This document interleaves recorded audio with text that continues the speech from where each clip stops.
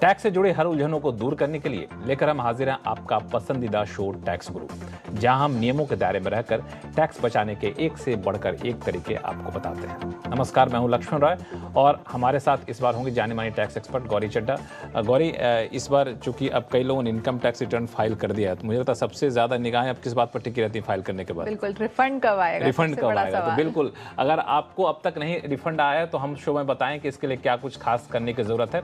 साथ ही ये भी बताएंगे कि आईटी नोटिस का नहीं दिया समय पर जवाब तो लग सकता है 200% तक का जुर्माना, और एनआरई अकाउंट से किए गए निवेश पर कैसे बनती है टैक्स की देनदारी। और जैसा कि गौरी ने सबसे शुरू में कहा कि जो आईटीआर फाइल कर चुके हैं रिफंड के इंतजार में रहते हैं। हालांकि इनकम टैक्स विभाग का दावा है कि हम लोग पिछले साल के मुकाबले 70% ज़्यादा रिफंड अब तक कर चुके हैं, मतलब पिछले महीने तक का डेटा दिया था उन्होंने। लेकिन अभी भी कई लोग हैं जिनके पास रिफंड नहीं आया है। तो पहला सवाल तो है कि रिफंड नहीं आने के पीछे वजह क्या हो सकती है, क्योंकि अब सब कुछ तो ऑटोमेटेड है। जी लक्ष्मण, देखिए जो रिफ़ंड है अब उसको रिलीज़ करने का जो प्रोसेस है काफ़ी फास्ट कर दिया है।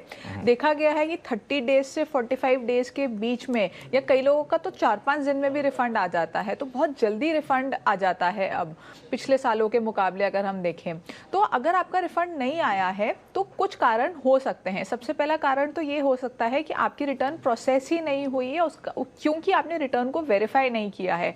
क्योंकि जब तक आप रिटर्न को वेरीफाई नहीं करते आपकी रिटर्न प्रोसेस नहीं होती है। दूसरा कारण ये हो सकता है कि आपकी बैंक वैलिडेशन फेल हो गई है, यानी कि आपका बैंक वैलिडेटेड नहीं है। तो वो ऑनलाइन पोर्टल पे जाके आप अपने बैंक को वैलिडेट कर सकते हैं और उसके बाद रिफंड आपका आ जाएगा।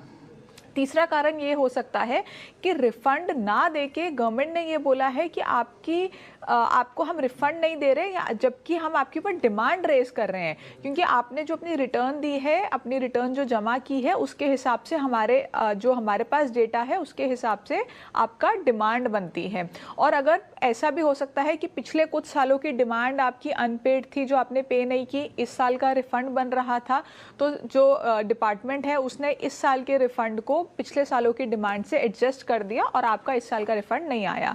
तो आपको पोर्टल पे जाके देखना होगा कि क्या कारण है कि आपका रिफंड नहीं आया। तो मान लीजिए रिफंड अब तक नहीं आया, पोर्टल पे जाकर देखें, लगता है